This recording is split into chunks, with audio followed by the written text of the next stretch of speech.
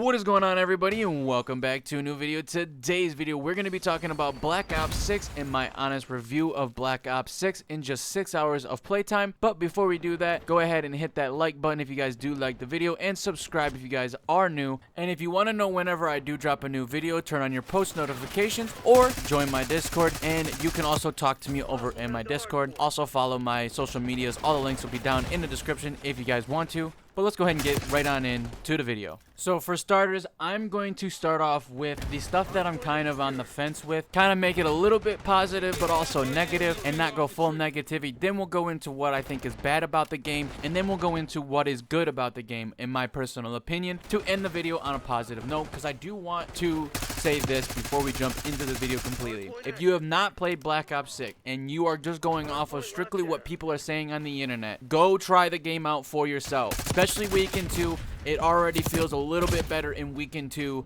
I haven't played a lot yet, but at the end, when I make my final review video, I will have played more time, and I will have everything that I want to say in that video, and it will be my complete honest review of Black Ops 6 and just the betas in general. Now, that doesn't mean that the game can't be changed before the beginning of the game being released, but I do not think that any part of Black Ops 6 is going to be changed. I think what we have is what we're going to get. And so, with that being said, let's start off with the movement. I think the movement has good things about it, but I think it is also bad. I think there is a lot of clunkiness to the movement. So let me explain why I think the movement is clunky.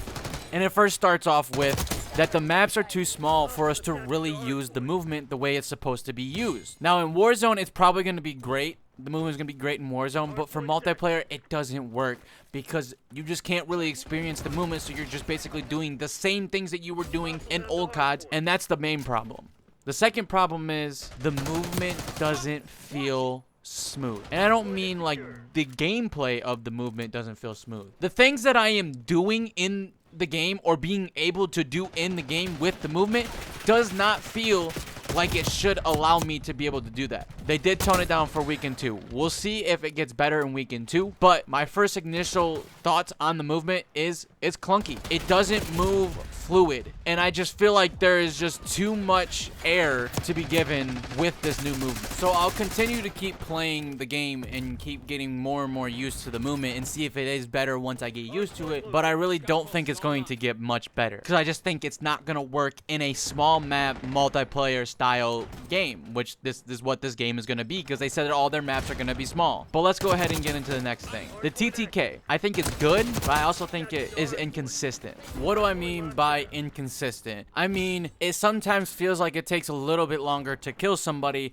than it does other times. I don't know if that's just me and it just is my brain playing tricks on me. I don't know, but it just feels like sometimes the TTK is a little bit inconsistent. It's not all the time, and it's not every single match. It just seems like sometimes the TTK is a little inconsistent, but where it is currently does feel really good. I think it is a great middle ground of not too long but not too short, and I think it's really good TTK in this game. I think this is probably honestly one of the best TTKs that I have seen in a Call of Duty in probably the last 10 years. I'm not even gonna lie. So if the inconsistency of the TTK goes away, then I think the TTK will be a really good thing for Black Ops 6. And last but not least, the thing that I'm on the fence with, this isn't even really that big of a concern. It's not even really a big thing in the game. The gunsmith, I don't like it. I don't like how the menu is. I don't really like how any of the loadout menu is in Black Ops 6. I think it's awful. I think it's an awful menu. I just want to put that in here at the very end. The gunsmith is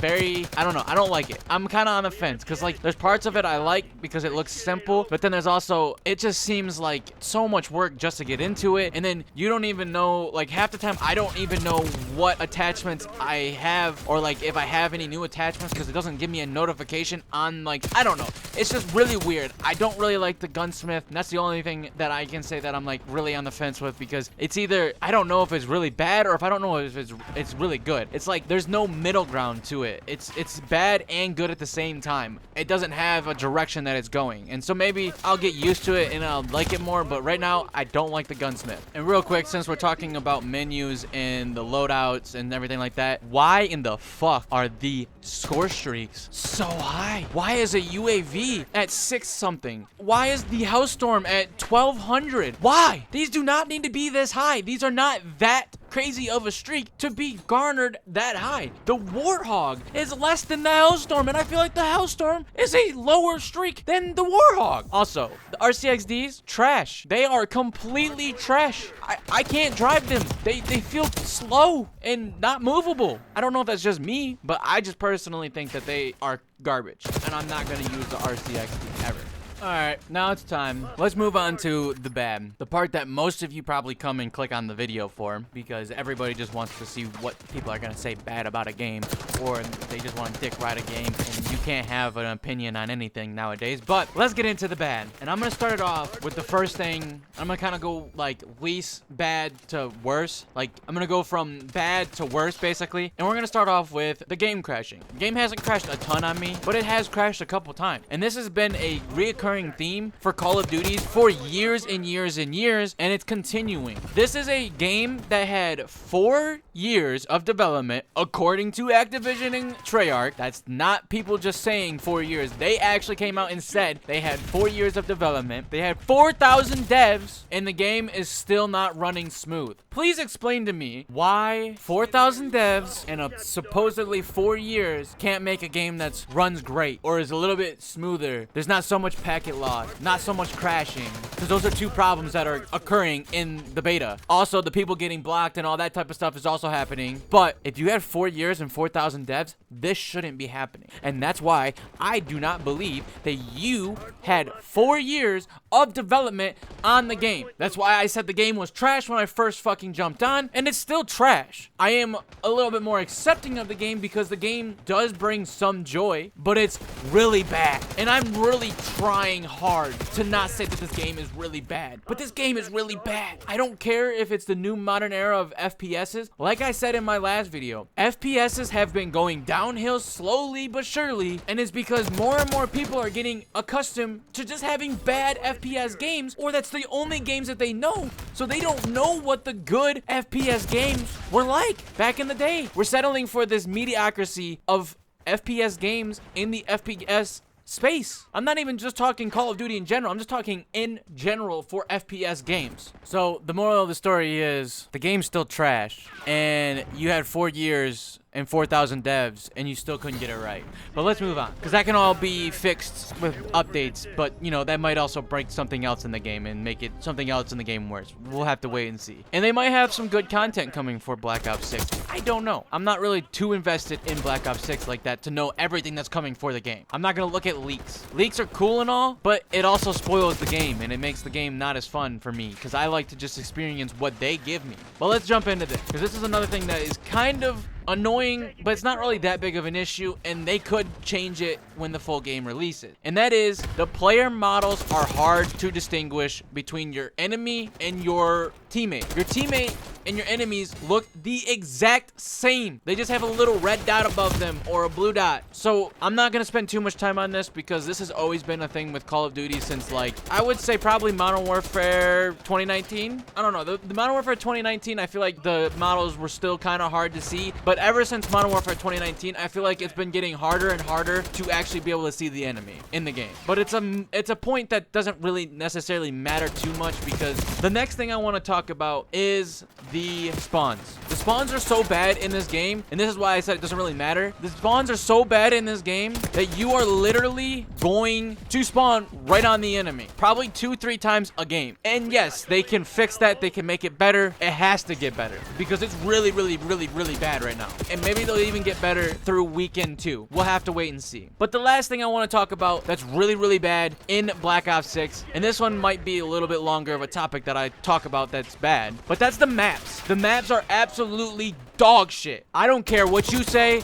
The best map is Skyline, and it is not even a top 25 map in Call of Duty history to me. And that's their best map they have put out. Now, they did add 2 new maps for Weekend 2. I will get to play those, and again, I will have my final review. But off of first thing, I've crashed every time I've tried to get into Babylon, and I haven't played the other map yet. Other than that, Scud, the worst map in all of Call of Duty. I don't care what you say. That is the worst map ever. I would rather play that dumb desert ass map in Modern Warfare 2. I don't remember the name of the map, but it was so bad. I would rather play that than Scud. I mean, it sounds like shit. It's such a bad map. And the other map, it's mediocrity. It's not great. I can't get over how bad the maps are in this game. Maps are very trash. And there's one reason why I will say that they're very trash and they're very bad. The amount of times that you can just copy and paste what you are doing in each one of these maps and it be the exact same outcome and result is why these maps are so bad. Every single one of these maps are designed the same way, so you keep being looped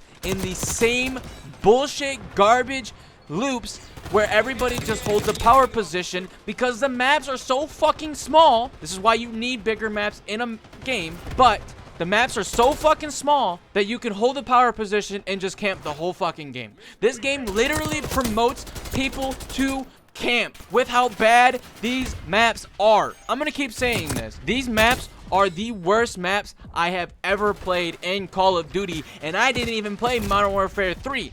I've actually been thinking about going and trying out Modern Warfare 3 just so I can compare Black Ops 6 to Modern Warfare 3, because I've been seeing a lot of people saying that Modern Warfare 3 and Black Ops 6 are basically the same thing, just a little bit different. And if that's the case, then Modern Warfare 3 had a lot of atrocious maps, had really bad movement, and the game was absolutely garbage.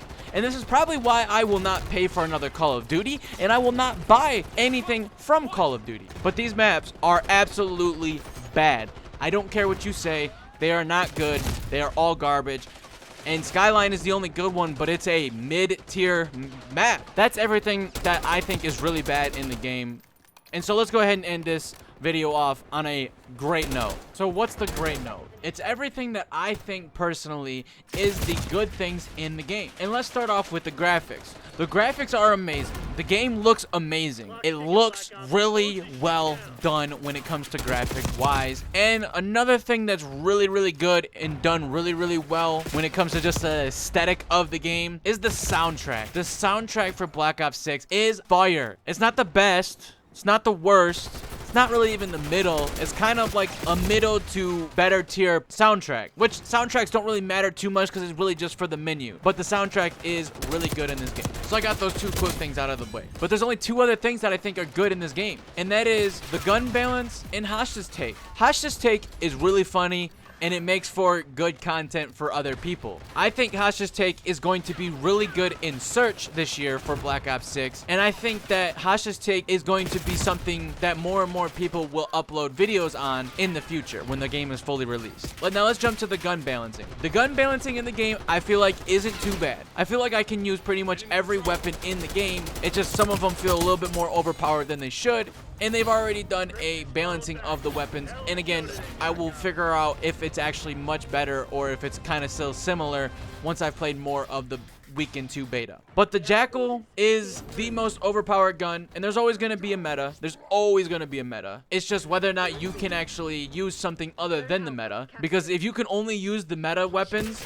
that means you're not a good player. That means you just use the best stuff in the game that you can possibly use to make you look like a good player. If you're a good player, you can use every gun in the game. And I'm not saying I'm a pro, but I'm definitely not your average player. I've had a 1.1 or higher in pretty much every Call of Duty I have ever played. I am not a trash player. I am a above average player, and I saw a couple of people in the comments talking about my bad gameplay. I was still learning the fucking game. And also, to the guy that had said something about SBMM, I do understand that SBMM is stronger in this game, but you missed the point. The point was the SBMM is still toned down for the beta. They're gonna probably up it even more and make it even stronger when the game fully releases. That's all I was trying to get at. But I hope you guys did enjoy this video. I know it was kind of like a rant slash going over a couple of things, but there's good, there's bad, and there's kind of middle of the ground when it comes to this game. So is this game good? No, it's trash. If you had 4 years and 4,000 developers, this should not be the game that you are releasing.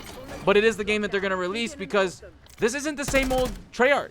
This isn't the same old Call of Duty. Hell, this is probably not even the same old Activision that was in play back then, that was actually making good decisions. But I'm gonna end the video like this. Call of Duty will never sell you a game that is so good that you won't buy the next one. That's why they leave shit out of these games. That's why they take stuff out and put it back in, so they have something to sell you. And Black Ops 6 is going to be a pretty alright game, but in the end, it might be one of the worst Call of Duties. We'll have to wait and see. But this is not the same Call of Duty that I know from the Modern Warfare 2, Black Ops 2, Black Ops 1, Black Ops 3, Black Ops 4. Hell, even Advanced Warfare is 4 times better than this fucking trash.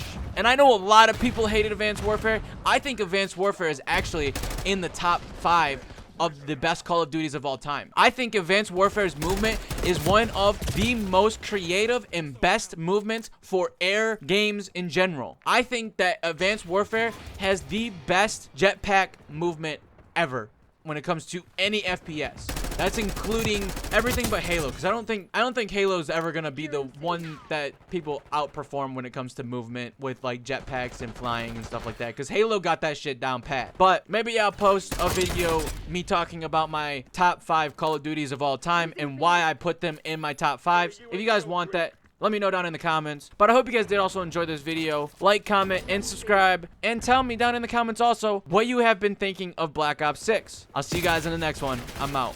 Peace.